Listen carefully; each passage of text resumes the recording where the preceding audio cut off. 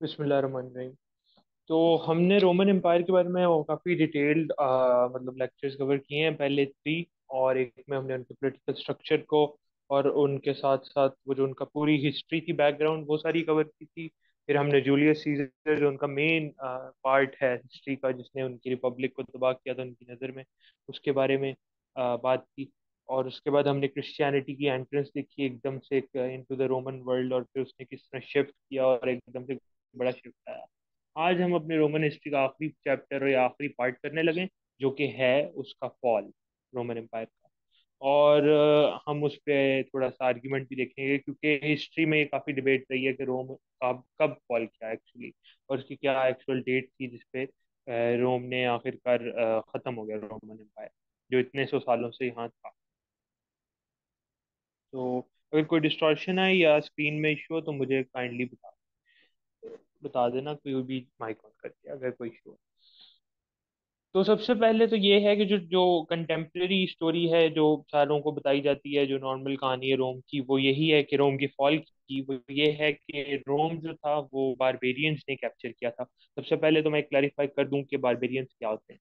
अब बारबेरियंस ना दरअसल ये एग्जैक्ट कोई रेफरेंस नहीं है कि बारबेरियंस कौन लोग हैं। बारबेर जो ग्रीक्स थे, उनको जो भी लोग ग्रीक नहीं बोलते थे, वो उनको लगता था कि ये बार बार कर रहे हैं, वो उनको उनकी जुबान समझ नहीं आती थी ग्रीक्स को, क्योंकि जो बंदा ग्रीक नहीं बोल रहा था उनको लगता था कि वो जिसको कहते हैं ना बक बक कर रहा है।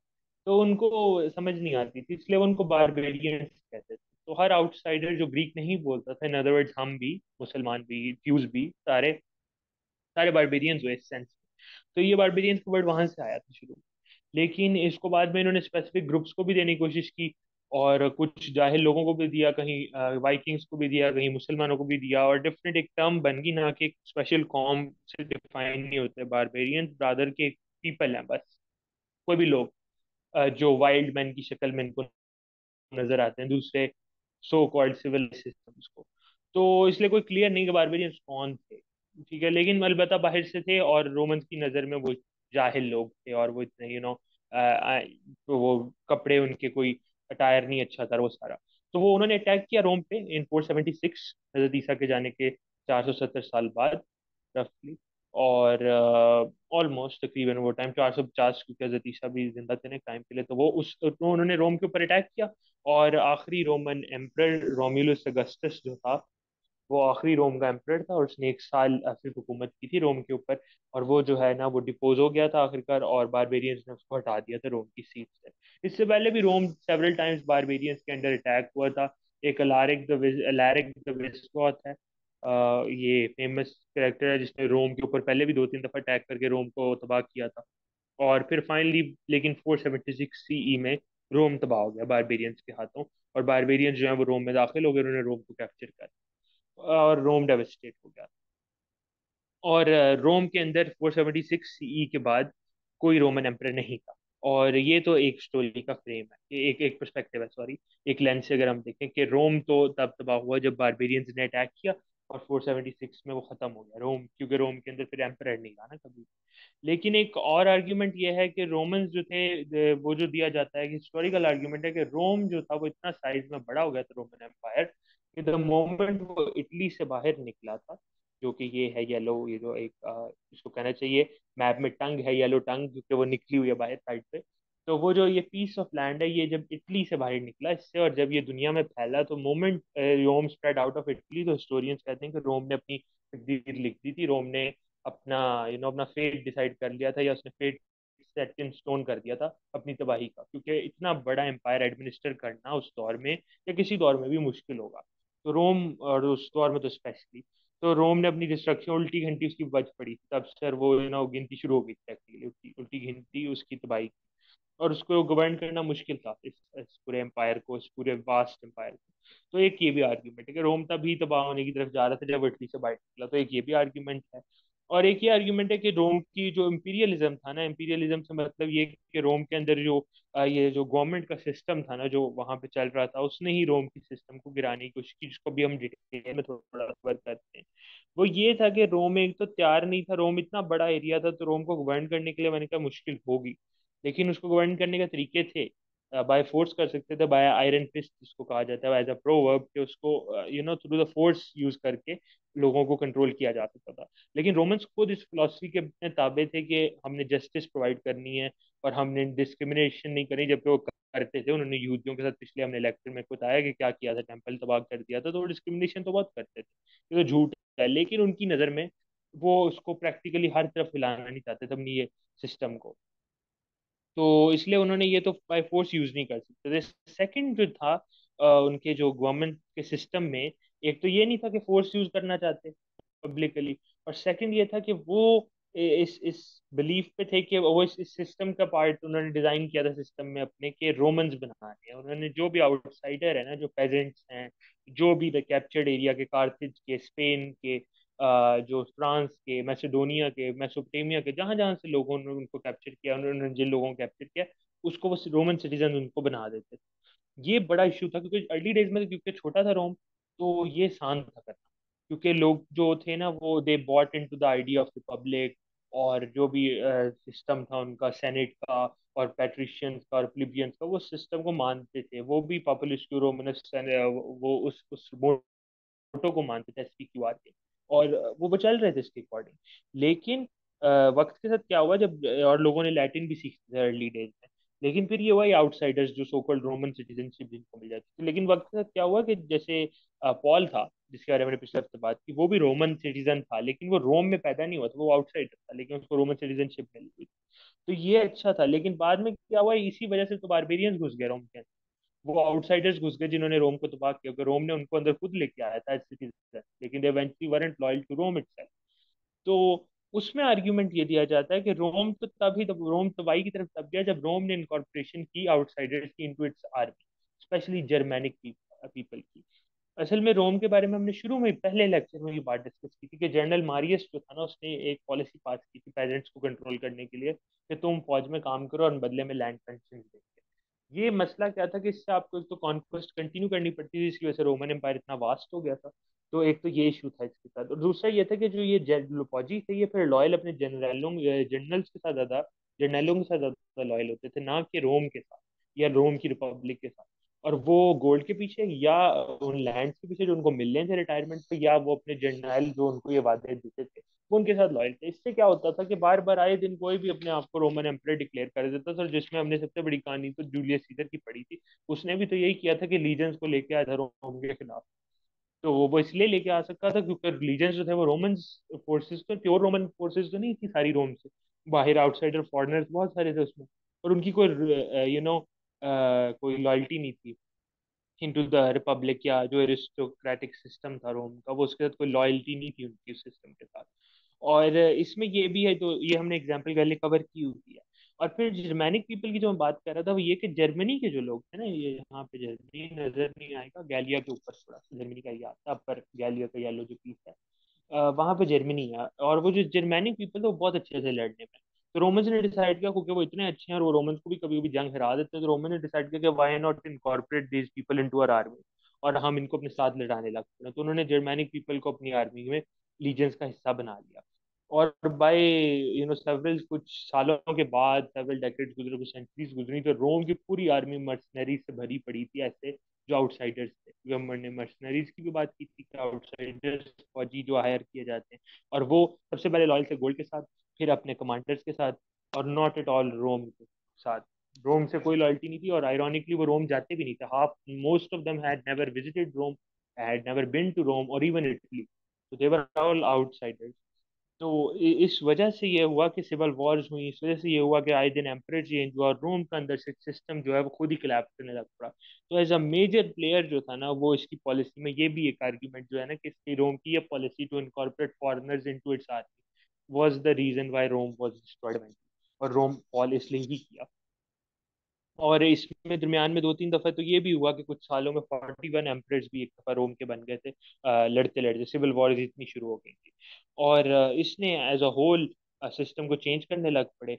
आउटसाइडर्स की एंट्रेंस से ये भी हुआ कि रोमन के जो कपड़े थे वो भी चेंज होने लग पड़े। रोमन शुरू में जो थे वो टोगा पहनते थे, जिसको वाइट ड्रेस जो उनका होता था, और उसके साथ साथ जो ट्यूनिक होती थी। लेकिन बाद में उन्होंने पैंट्स और ये कैजुअल कपड़े जो उनकी नज़र में बारबेरिक थे उस दौर के, वो कपड़े रोमन्स पहनने लग पड़े। तो ये एज अ होल ये सिस्टम जो है ना, ये इस तरह कोलैप्स किया। और 476 में जब बारबेरियंस ने हमला किया, तो रोम की army was not at all loyal to Rome itself. तो they lost for many reasons, और one of them those reasons ये भी था कि वो इसलिए भी हार गए क्योंकि लॉयल्टी नहीं थी आर्मी की खास। और इसमें ये भी होता है कि लैंग्वेज बैरियर्स भी बन जाते हैं, और इश्यूज और भी क्रिएट। तो एज अ होल रोम के फॉल करने के तीन चार आर्ग्यूमेंट ये थे। एक तो उनको बारबेरियंस ने, सादी हिस्ट्री में तो यही है ना कि बारबेरियंस ने 476 में रोम पे हमला किया, रोम को तबाह कर दिया, वहां से एम्पर हटा दिया। दूसरी कहानी ये है, नरेटिव ये है दूसरा, कि रोम इस तरह तबाह हुआ कि उसकी जो इटली से बाहर स्प्रेड किया, और जब वो स्प्रेड किया तो वो अपने फॉल की तरफ बढ़ पड़ा। और आखिरी जो हमने मेन जो सबसे बड़ा, क्योंकि हम इसको टॉपिक को थ्रू आउट डिस्कस करते आए हैं कि इनकॉर्पोरेशन जो है ना फॉरेनर्स की इनटू द आर्मी ने रोम की तबाही को, रोम को सेट कर दिया था एक ऐसे रास्ते पे जिसपे रोम तबाही तो होगा, क्योंकि उसकी पॉलिसी गलत थी। और ये बड़ा लेसन है उन कौमों के लिए, हमारे लिए भी, और बहुत सारी और कौमों के लिए जो ये वाली पॉलिसी यूज करते हैं, कि अब तक हो रही है, हमारे सामने हो रही है, कि एक आर्मी जो अपने जर्नैलों के से लॉयल्टी रखती है, ना कि किसी बड़ी विजन से या फिलोसफी से, या किसी बड़े पर्पज से, और वो अपने लैंड, अपनी ज़मीनें, अपनी चीज़ों से लॉयल्टी है, तो फिर ऑब्वियसली सिस्टम कोलैप्स करता है। और बड़ी कॉज भी गिर जाती है, क्योंकि उनकी लॉयल्टी नहीं है ना उस बड़ी कॉज, तो उनकी लॉयल्टी अपने जर्नैलों के साथ है और अपने पैसों या अपनी ज़मीनों के साथ है। तो ये बार बार होता है हिस्ट्री में, और ये दुनिया में होता रहा है, और अभी तक हो रहा है, बस किस्मत है। तो ये तो थी रोम की फॉल की स्टोरी, जो आर्ग्यूमेंट थे। लेकिन हमारा जो सबसे बड़ा आर्ग्यूमेंट ये है कि रोमन एम्पायर जो है ना, वो पूरी तरह फॉल किया ही नहीं था, at least not until 1000 years had passed। 476 के बाद 1000 साल जब गुजर गए थे, तब जाके रोम फॉल किया था। हमारा ये सारा मेन आर्ग्यूमेंट है, इस पर अब आगे लेक्चर चलेगा। और वो ये है कि रोमन एम्पायर जो है ना, वो 15th सेंचुरी तक सर्वाइव किया। इन अदर वर्ड्स, अगर हम देखें तो 476 5th सेंचुरी थी, तो रोम अगली 10 सेंचुरियां सर्वाइव कर गया, और 15th सेंचुरी में तबाह हुआ। और इसकी स्टोरी ये है, इस आर्ग्यूमेंट में क्या क्लेम ये है, और इस आर्ग्यूमेंट का सारा जो बेस क्या है, कि रोम जो था वो दो हिस्सों में डिवाइड हो गया था बिफोर 476 सीई। जब रोम का एम्परर हटाया है ना, रोमुलस अगस्टस, और रोम गिरा है, रोम बारबेरियंस ने हमला किया, उससे पहले रोम दो हिस्सों में डिवाइड। रोम दो हिस्सों में कौन से डिवाइड हुआ? तो रोम बेसिकली इतना वास्ट था, और ये दो हिस्सों में डिवाइड हो गया था, एक ईस्टर्न एम्पायर में और एक western Roman empire. Western Roman empire और ईस्टर्न रोमन एम्पायर, ये जो ब्लू में है ये है वेस्टर्न रोमन एम्पायर, और जो थोड़ा सा रेडिश है ये है ईस्टर्न रोमन एम्पायर। और ये अलग हो गया था, ये अलग हो गया था। यहाँ पे दोनों जगहों पे दो रूलर्स थे, मतलब ईस्टर्न में भी एक एम्पायर था और वेस्टर्न में भी एक एम्पायर था। और ये कोई पॉलिसी यूनिक नहीं थी, हमने को कंसल की पहले भी बात की कि दो कंसल होते थे रोम पे, तो ये वही पॉलिसी थी, थोड़ी सी उसको चेंज किया। स्पेशली अब एम्परर आ गए थे ना और एम्पायर बन गया, तो पहले रिपब्लिक के अंडर था वो सारा। और इसको मेन जो इसमें जो इसका हाथ था वो था कॉन्स्टेंटीन का हाथ था इसके। कॉन्स्टेंटीन, अगर हम आपको याद हो तो पिछले लेक्चर में हमने बात की थी, ये वही आदमी जिसने क्रिश्चियनिटी को पहले तो उसकी उनको इजाजत दी थी क्रिश्चियंस को कि अपनी इबादत कर लें, और बाद में खुद क्रिश्चियन हो गया था, और इसके क्रिश्चियन होने की वजह से पूरा रोमन एम्पायर क्रिश्चियन हो गया था। तो ये कॉन्स्टेंटीन था जिसने अपना टेक्निकली अपना थ्रोन और अपनी सीट ऑफ पावर जिसको कहते हैं, या अपना कैपिटल जो है वो रोम से मूव किया था टू बेजेंटियम। बेजेंटियम जो था वो किधर था, वो जरा मैं आपको वो दिखा दूं आपको, यहाँ से नहीं, एक, ये जो मैसेडोनिया का एरिया है ना, ये बेजेंटियम लिखा भी हुआ है, ये डॉट, जो कि बेजेंटियम था यहाँ पर, ये सी के ऊपर है। और ये कहाँ पे है? इसको कहते हैं कि बॉस्फोरस स्ट्रेट के ऊपर है। बॉस्फोरस स्ट्रेट क्या है? स्ट्रेट पहले तो समझें स्ट्रेट क्या होती है। स्ट्रेट एक ऐसी पानी की बॉडी होती है जो कनेक्ट करती है दो समंदरों को, या दो दो रिवर चैनल्स को। तो ये एक ऐसा चैनल ऑफ वाटर है जो दो बड़ी सी बॉडीज को, दो सीज को, या दो बड़े वाटर बॉडीज को कनेक्ट करती है। तो ये बॉस्फोरस स्ट्रेट है, ये जो दरमियान से लाइन जा रही है ना पानी, इसको बॉस्फोरस स्ट्रेट कहते हैं। और स्ट्रेट ऐसी लाइंस को ही कहते हैं जो पानी की गुजर रही है, और ये ब्लैक सी और सी ऑफ मरमारा को कनेक्ट करते हैं। और ये जो है दरमियान में जो इलाका है वाइट वाला, जिसको इस्तंबुल अब लिखा हुआ है इन्होंने, ये जो है ये बेजेंटियम, बेजेंटियम। ये इस तरह अगर मैप पे देखें तो ये इस तरह की होगी स्ट्रेट, ठीक है। या इसको इस तरह देखेंगे तो अब तो ब्रिज बन गया, लेकिन ये बॉस्फोरस स्ट्रेट है, ये जो वाइट पानी गुजर रहा है, और दरमियान में दोनों तरफ लैंड है। तो हुआ ये कि पहले ये बिजेंटियम था, लेकिन जब कॉन्स्टेंटीन इधर आया तो उसने इस जगह का नाम कॉन्स्टेंटिनोपल रख दिया अपने नाम के बाद। और ये कब रखा उसने? 324 सीई में। रोम कब फॉल किया है? 476 में। ये 324 सीई में हो रहा है, मतलब रोम के फॉल होने से पहले 150 साल पहले ही काम हो चुका था।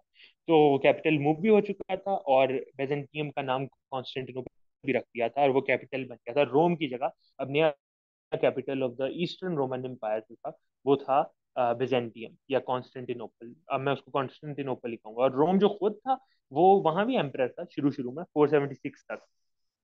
लेकिन मतलब वहां भी एम्पायर था, लेकिन वो अलग सिस्टम बन गया था। लेकिन ये दो सिस्टम्स में थे। और क्योंकि ये बेजेंटियम के इनका कैपिटल बेजेंटियम था और उधर कैपिटल रोम था, तो रोमन एम्पायर था, तो ये बेजेंटियम के ऊपर बना हुआ था। इनका कैपिटल बेजेंटियम था, जिसका बाद में कॉन्स्टेंटिनोपल नाम रख दिया था, तो उसको बेजेंटीन एम्पायर का नाम दिया था। जो ईस्टर्न रोमन एम्पायर, उसको बेजेंटीन एम्पायर कहते हैं। तो इसमें यह है कि जब कॉन्स्टेंटाइन ने मूव किया तो उसने साथ में रिलीजन भी साथ साथ मूव किया इनटू द ऑन बेजेंटियम। और अब कॉन्स्टेंटिनोपल पे उसने अपना नया रिलीजन जो क्रिश्चियनिटी थी उसने इंट्रोड्यूस किया ईस्ट के अंदर। पहले तो वेस्ट में वो फैला था, रोम के ऊपर फैला था, तो अब वो इधर आ गया था। ये कब आया? 324 सीई। तो यहाँ तक समझ आ गई, या कोई बात कंफ्यूजन हो तो पूछ लें। जरूर भाई, ये जो आपने बेजेंटीन और स्ट्रेट वाला कॉन्सेप्ट का क्या लिंक बताया वो नहीं मुझे समझ आई। मैं मैं बता देता हूँ आपको। पहली बात तो स्ट्रेट क्या होती है, जो STRAIT होता है ना, स्ट्रेट। स्ट्रेट कहते हैं एक ऐसे रिवर चैनल को जो दो समंदरों को कनेक्ट करता है। कोई स्ट्रेट का मतलब बता रहा हूँ, ठीक है? दो बिल्कुल। रिवर सीज को कनेक्ट करता है या दो रिवर बॉडीज को कनेक्ट करता है, उसको स्ट्रेट कहते हैं। ये बॉस्फोरस स्ट्रेट कहाँ है? ये यहाँ पर है, इस ये जहाँ पे कॉन्स्टेंटिनोपल है। और कॉन्स्टेंटिनोपल की बात मैं पूरी कर दूं जरा, कि पहले ये बेजेंटियम था, फिर कॉन्स्टेंटीन आया तो उसने इसका कॉन्स्टेंटिनोपल नाम रखा। फिर 1400 में जब मुसलमानों ने 15th सेंचुरी में हमला किया, तुर्कों ने, ओटमन एम्पायर ने, तो आखिरकार जब उन्होंने इसको पता किया तो उन्होंने इसका नाम इस्तांबुल रखा। तो आज इसका नाम इस्तांबुल है। तो बेसिकली इस्तांबुल जो है वो बॉस्फोरस स्ट्रेट के ऊपर है। और इस्तांबुल दोनों साइडों पे है स्ट्रेट के, पानी के इस तरफ भी, ईस्ट पे भी और वेस्ट पे भी। और अब ये ब्रिजेस से कनेक्टेड, जो कि रेड लाइंस नजर आ रही। पहले ये ब्रिजेस नहीं थे बाय द वे, इस लेवल के। ये सिटीज पूरा, ये पूरा सिटी था कॉन्स्टेंटिनोपल का सिटी, और ये तुर्की का ही हिस्सा है सारा। और तो ये ये जो इसको स्ट्रेट सारी है ये बेजेंटाइन में थी पहले, दोनों तरफ की, मत स्ट्रेट के दोनों हाँ, तरफ। ये बेसिकली बैजेंटियम का हिस्सा था, बैजेंटियम का ओके या ओके। कॉन्स्टेंटिनोपल का, जब कॉन्स्टेंटीन ने उसका सही नाम सही, चेंज। Got it. ठीक हो गया। ठीक है, तो ये दोनों बेसिकली सारा लैंड वही था। और इसको अगर हम इधर देखें तो ये इन्होंने पूरे लैंड को, इधर तो नजर नहीं इतना अच्छा आ रहा, मैं देखता हूँ अगर कहीं पे। लेकिन ये इसको, ये पुराना सिटी इस तरह का। तो ये सिटी इस तरफ भी था और उस तरफ भी सिटी था, यहाँ पे भी दिखाया इन्होंने सिटी, और ये इस तरफ भी सिटी था। तो ये दोनों तरफ, और यहाँ पे आवाज भी कट सिटी, रही तो है ये फैला आपकी। हुआ था। एक मिनट, आ रही है आवाज? हाँ जी, अब आ रही है। तो मैंने कहा सिटी दोनों तरफ फैला हुआ था, दोनों ईस्ट पे भी और वेस्ट पे भी, और दरमियान में बॉस्फोरस स्ट्रेट है। तो अब ये तो एक बात पॉइंट हो गया कवर्ड इसका, कि ये हुआ क्या और ये फिर डिस्टॉर्शन जगह आ रही है आपकी आवाज में। में। चलें एक मिनट एक मिनट। आवाज ठीक है। बिल्कुल। मैं आपकी तरफ नहीं, ना। फिर वो आपके एंड से हो रही। जब मीटिंग में रह जाए ना 5-10 2 मिनट, तो आप मुझे बता दीजिएगा कोई भी, कि मीटिंग में टाइम कम रहेगा। तो अब हम कंटिन्यू करते हैं। तो ये थोड़ा सा इसका मैप है बेजेंटियम का या कॉन्स्टेंटिनोपल का, अगर पुराना देखें। और ये मैंने बताया कि ये ब्रिजेस नहीं है जो नज़र आ रहे हैं टेक्निकली। ये दरमियान में चेन्स लगाई होती थी ताकि शिप्स एंटर ना हो सकें दोनों तरफ। और ये ईस्ट पे और वेस्ट पे दरमियान में कश्तियां मूव करती थी। तो ये इन्होंने एज ए डिफेंसिव मेजर था ना, क्योंकि पानी बॉस्फोरस स्ट्रेट को यूज करके कोई भी हमला कर सकता था समंदर के थ्रू, तो ये चेन्स लगा देते थे दरमियान रोकने के लिए। इसलिए ये चेन्स हैं, ब्रिजेस नहीं। तो ये था अभी तक का यहाँ पे बात की। अब हमारा अगली पॉइंट ये है कि कॉन्स्टेंटीन ने पहली बात ईस्ट, वेस्ट से ईस्ट क्यों आया। सबसे पहले तो ये समझना पड़ेगा हमें। एक तो ये था कि कॉन्स्टेंटीन जो था ना, ये क्रोएशिया में पैदा हुआ था, और ये ग्रीक बोलता था। और हमें ये ध्यान में रखना है कि ईस्ट में ग्रीक सिटी स्टेट्स, वेस्ट में रोम था, ईस्ट में ग्रीक सिटी स्टेट्स थी, जिनको रोम ने कैप्चर तो कर लिया था, क्योंकि देखिए ना, एथेंस और ग्रीस और ये मैसेडोनिया का सारा इलाका इसमें आता है। तो ये सारा कुछ इधर था, तो ये ग्रीक बोलते थे ज्यादा, और रोम की तरफ लैटिन ज्यादा लोग बोलते थे। तो यहाँ ग्रीक, और कॉन्स्टेंटीन जो था वो ग्रीक बोलता था, इसलिए उसने, ये भी फैक्टर है उसका कि उसने मूव किया क्योंकि वो उसकी जुबान ज्यादा वहाँ बोली जाती थी और उसके इर्द गिर्द के सेनेट की और चीजों की। और ये भी था कि वो उस एरिया में पैदा हुआ था, ईस्टर्न साइड पे। और ये भी पॉइंट था कि जो ईस्ट साइड थी वो रिचर, रिचर क्यों थी, क्योंकि ईस्ट पे इस टाइम मर्जिंग जो सबसे बड़ी पावर थी ना वो पर्शिया थी। ईस्ट पे आ गए थे पर्शियन एम्पायर उस दौर के। और पर्शियन, हमने पर्शियन केमेनिड एम्पायर की बात की थी पहले, दो और भी एम्पायर्स हैं और भी डायनेस्टीज आई हैं, जैसे चाइना में आती थी ना उसी तरह पर्शिया में भी आई हैं, पर्शियन पार्थियंस और पर्शियन ससानियन। तो ये दो तीन एम्पायर, हमारी ससानियन से जंग हुई थी मुसलमानों की, जो हमने जिनको हराया था ईरान इराक में, वो ससानियंस थे। तो ससानियंस थे, और तो ससानियंस बड़े पावरफुल थे पर्शियंस के, और ये ईस्ट में थे। तो अगर आपने दुनिया में रिनाउन जीतना था, या आपने अपना लोहा मनवाना था, या आपने बताना था कि हम कोई चीज हैं, तो फिर आपको पर्शियन से लड़ना जरूरी था। तो वेस्ट में वो लड़ना मुश्किल था, इसलिए ईस्ट में आके लड़ाई करना पर्शियन से आसान था। और रोम को ये प्रूव करना था पॉइंट एज यूजुअल, क्योंकि उनकी बैटल वाला तो चक्कर उनका कभी खत्म ही नहीं हुआ था कॉन्क्वेस्ट का। तो ये रिचर साइड थी, जंगें ज्यादा थी, ज्यादा रिचेस मिलते थे, इसलिए भी फैक्टर था to move the capital from Rome to Constantinople. अब यहाँ पे जब ये शिफ्ट हुआ तो मैंने बताया कि कॉन्स्टेंटीन ने जो है वो क्रिश्चियनिटी को रीओरिएंट कराने की कोशिश की ईस्ट में, और उसने पहला चर्च काउंसिल होल्ड किया नाइसिया में। नाइसिया में 325 में, ये बिफोर रोम, अभी रोम फॉल नहीं किया हुआ टेक्निकली, ये तो अब थ्रू आउट चल रहा है। तो उसने पहला चर्च काउंसिल इकट्ठा किया, और इसने चर्च काउंसिल इकट्ठा किया है सेटल इसलिए, और इसलिए इकट्ठा किया ताकि क्रिश्चियन जो है वो आखिरकार हजरत ईसा की डिविनिटी का ना, माजल्ला, डिसाइड कर लें कि क्या इन्होंने डिसीजन लेना है। क्योंकि क्रिश्चियंस एक सफे पे नहीं थे, मैंने पहले भी बताया था कि इनका एक एक स्टेटमेंट नहीं दे पा रहे थे ये कि खुदा क्या है, मतलब हजरत ईसा के बारे में कोई एक पक्की स्टेटमेंट नहीं थी। ओके, डिवनी पीलेस तो उन्होंने कह दिया था, लेकिन उससे आगे इनको नहीं समझ आ रही थी कि किस तरह डिस्क्राइब करें ट्रिनिटी के कॉन्सेप्ट में इनको। इनको इकट्ठा किया कॉन्स्टेंटीन ने, उसने कहा कि आप बैठ के डिसाइड करें ना एक ही दफा के लिए, कि ताकि क्लियर हो जाए कि क्या, किस तरह हमने इसको लोगों को पहुंचाना है, अपना मजहब। तो लेकिन यहाँ पे एक चीज जो हमारी इस लेसन है, इस मीटिंग से, वो ये था कि ये मीटिंग बुलाई किसने थी? एम्परर। एम्परर ने चर्च को इकट्ठा किया। ये आगे जाके मैं बताता हूँ कि मैं क्यों इस पॉइंट को लेके आ रहा हूँ।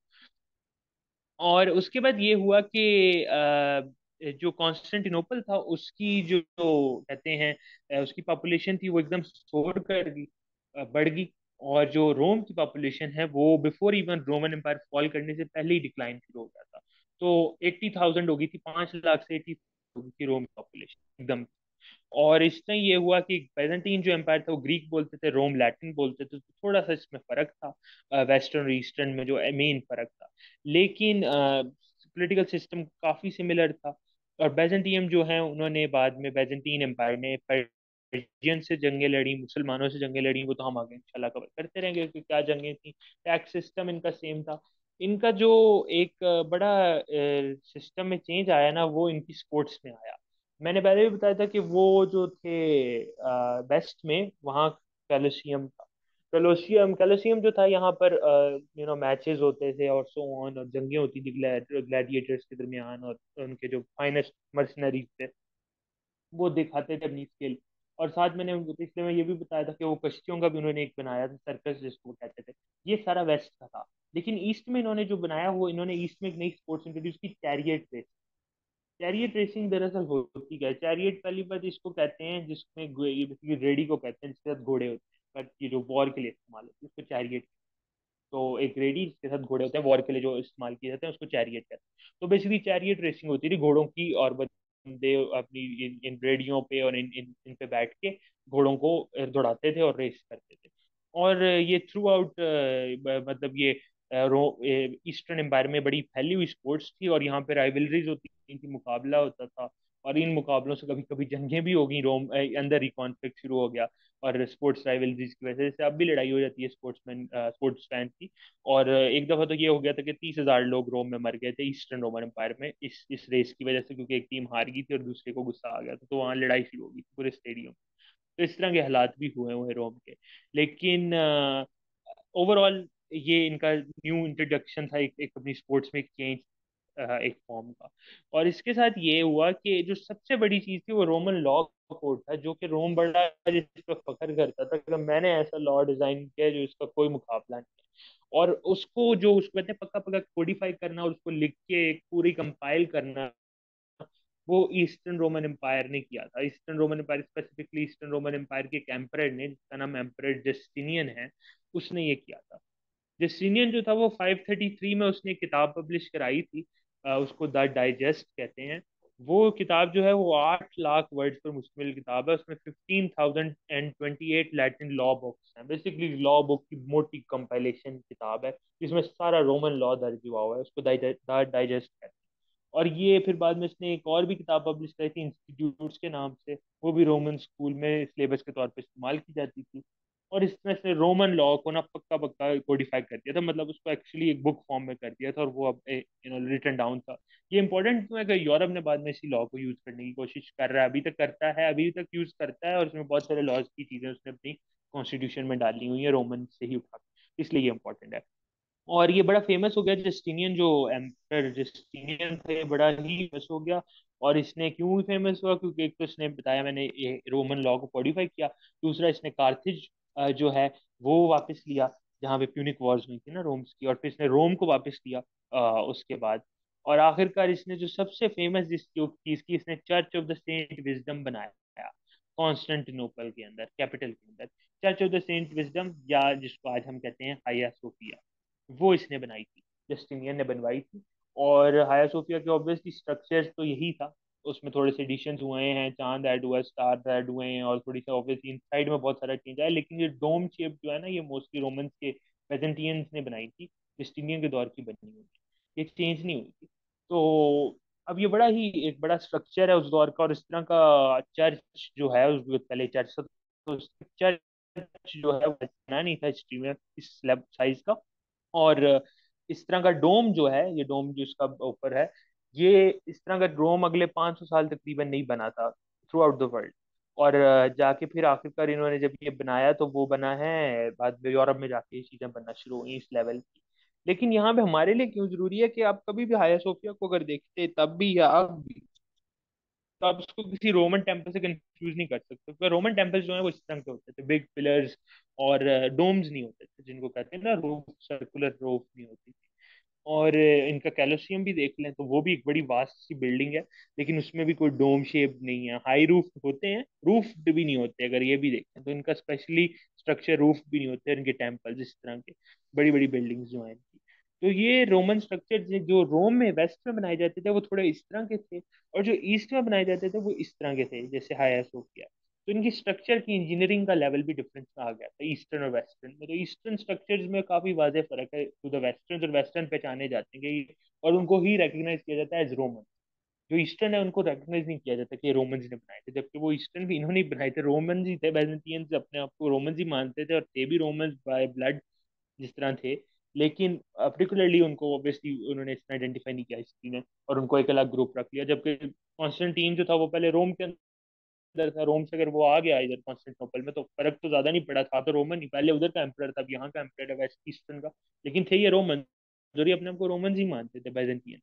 तो इसलिए हमने रोमन से ही जंग की थी, अब चाहे वो बैजेंटियंस कहते थे अपने आप को, और बैजेंटियंस क्यों कहते थे? क्योंकि बैजेंटी बैजेंटियम के ऊपर उनका कैपिटल बैजेंटियम था, जिसका बाद में कॉन्स्टेंटिनोपल नाम रख दिया था। अभी यहाँ तक क्लियर है? और आगे चलता रहूँ मैं? तो ये जब तक टेम्पल बने, ये हजरत ईसा अलैहिस्सलाम से भी पहले की स्टोरी चल रही है ना? नहीं नहीं, हजरत ईसा तो नहीं नहीं, कब के बात की। बहुत हो चुके हैं, तो चले गए आज okay okay technical. Okay okay, सही हो गया, सही हो गया। ये नुकसान क्योंकि होता है ना लेट बैजेंटीन ज्वाइन करने। एम्पायर जो है ये 324 में हुआ है। ओके। ये 324 में हुआ है, हजरत ईसा के जाने के 300 साल बाद। तो हजरत, और ये तब हुआ है जब क्रिश्चियनिटी एक्सेप्ट कर ली थी उसने, कॉन्स्टेंटीन। तो मतलब क्रिश्चियनिटी को वजूद भी हो गया, बन भी गई थी, और वो एक्सेप्ट भी कर ली थी रोमन, तो हजरत ईसा के जाने के बाद काफी देर बाद। लेकिन इनके, मैंने कहा कि इनके स्ट्रक्चर्स में डिफरेंस है, इनके में डिफरेंस है, जो रिकग्नाइज हो जाता है कि ईस्टर्न और वेस्टर्न में मेन फर्क है। लेकिन सबसे बड़ा फर्क मैं वो आखिरी में बताना चाह रहा हूँ। तो अब हम बात कर रहे थे, इन अदर वर्ड्स अभी सारी बातों की जो समरी बेसिकली ये है। एक आखिरी बात तो मैं पिछले में ऐड करना भूल गया, कि जो जस्टिनियन था ना एम्परर, उसकी जो बेगम थी, उसने एक स्पेशल लॉ पास करवाया था, क्योंकि ये रोमन्स के लिए बड़ा लिबरल लॉ था। वो ये था कि उसने औरतों को एक तो वो जो है, क्योंकि राइट्स नहीं देते थे डिवोर्स के बाद, और प्रॉपर्टी ओनरशिप में दो बेईमानी होती थी, तो उसने एक तो वो प्रोवाइड करना शुरू किया जस्टिनियन की वाइफ ने। और दूसरा ये कि जो अडल्ट्रेस औरतें थी, जानी औरतें थी, उनको सजाए मौत सुना देते थे रोम में, तो वो इसने लॉ चेंज करवाया। और इसने बल्कि ये लॉ बनवाया कि उनको कोई सजा नहीं दी जाएगी, उनको मारा नहीं जाएगा। तो क्योंकि वो कहते थे वो खुद इस तरह की थी, तो इसलिए उसने शायद ये लॉ पास कराया। उसने ये मतलब उनके सिस्टम में काफी बड़ा चेंज था रोम में। तो इन अदर वर्ड्स, इस सारे सिस्टम के बाद और सारी बातों के बाद ये एक हमारी शॉर्ट कंक्लूजन ये होनी चाहिए कि उसके बाद मैं आखिरी पॉइंट पे आता हूँ। वो ये कि बैजेंटीन्स जो है ना, उन्होंने कंटिन्यू की रोमन लेगेसी, उनके एम्पायर बिल्डिंग की लेगेसी, उनकी वॉर की legacy. 1000 years after Romulus Augustus को रोम से निकाल दिया गया। 1000 साल बाद भी रोम के फौज उन्होंने ये लेगेसी को कंटिन्यू किया, वो 1000 साल के लिए।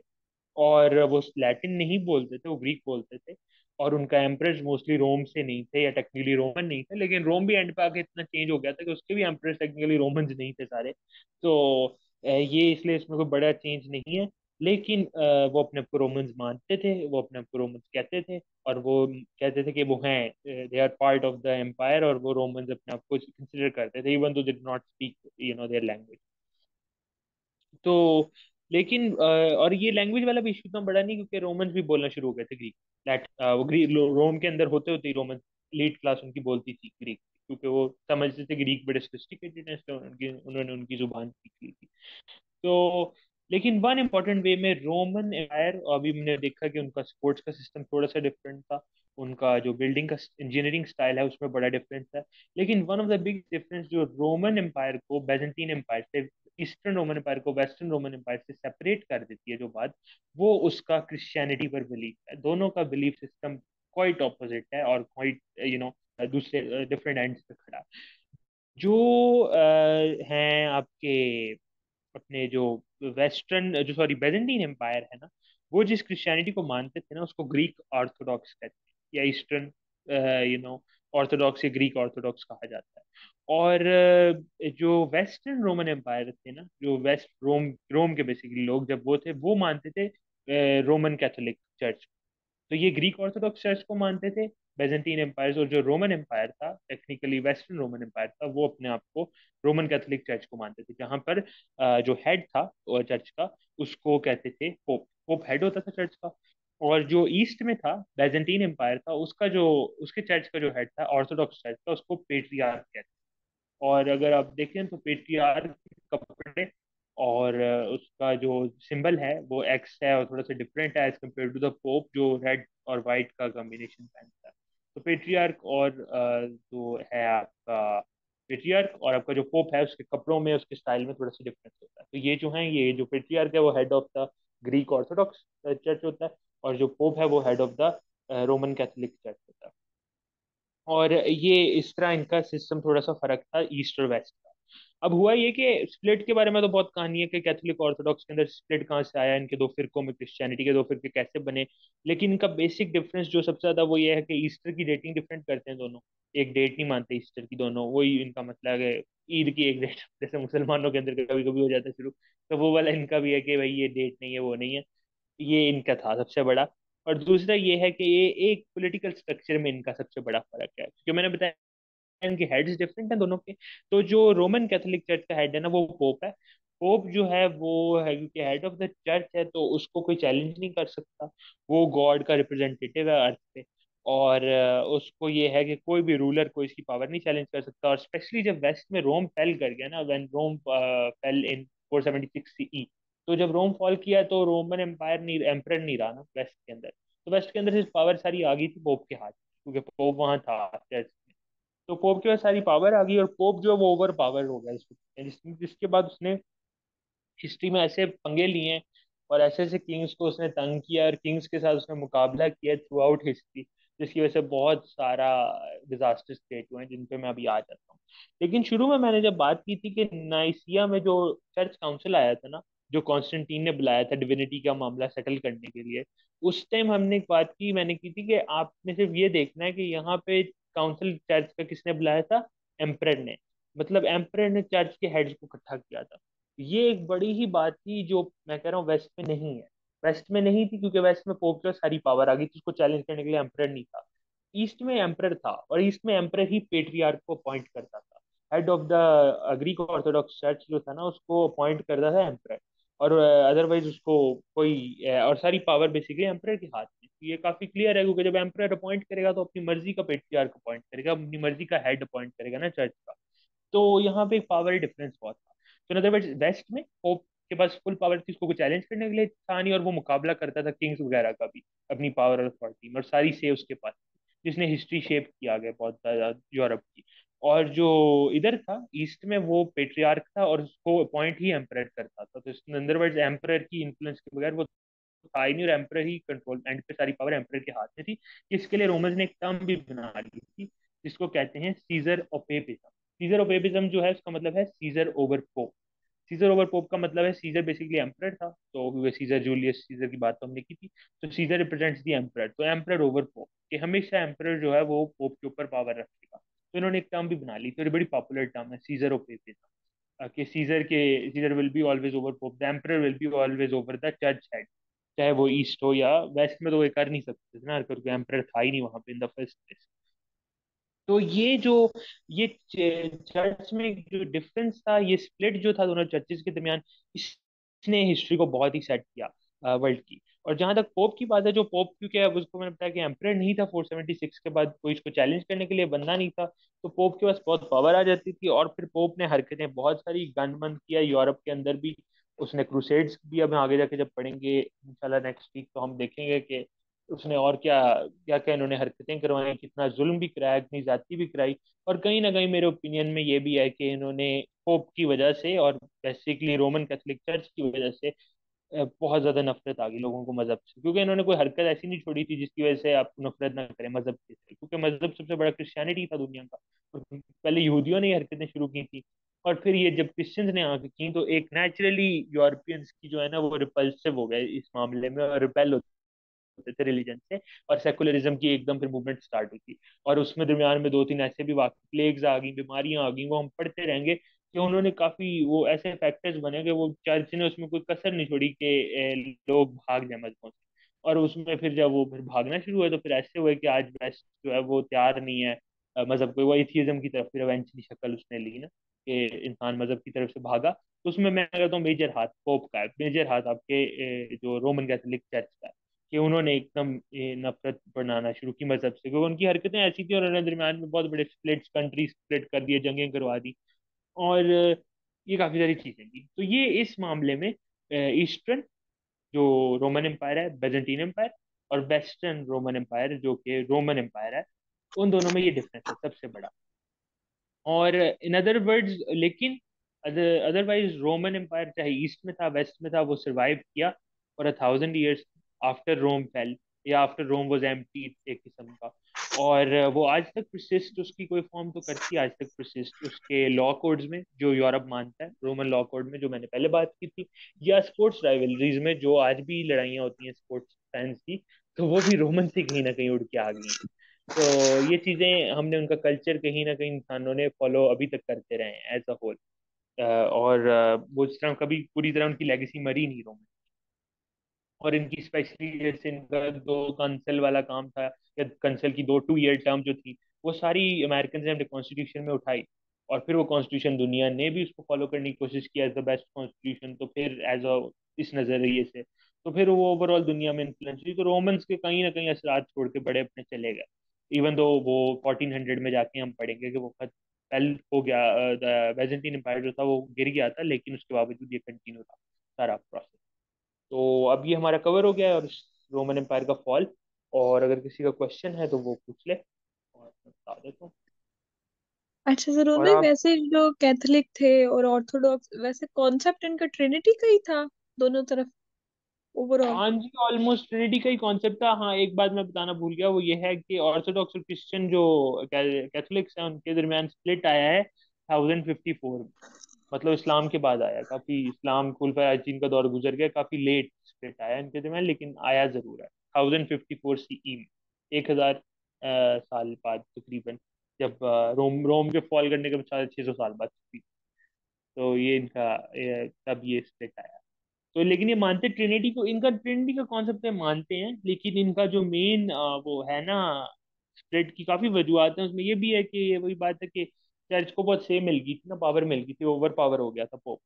तो फिर उसने जब जातियां शुरू की तो फिर इनका आई थिंक उस पर भी स्प्लिट आया कि पोप को कोई चैलेंज नहीं कर पा रहा था, तो वो कह रहे थे कोई तो होना चाहिए ना जो चैलेंज क्रिएट कर, क्योंकि ऐसी हो इतनी पावर तो नहीं एक रिलीजियस लीडर को दे। तो इसलिए भी स्प्लिट आया, और भी बहुत चीजों में बहस हुई इनकी।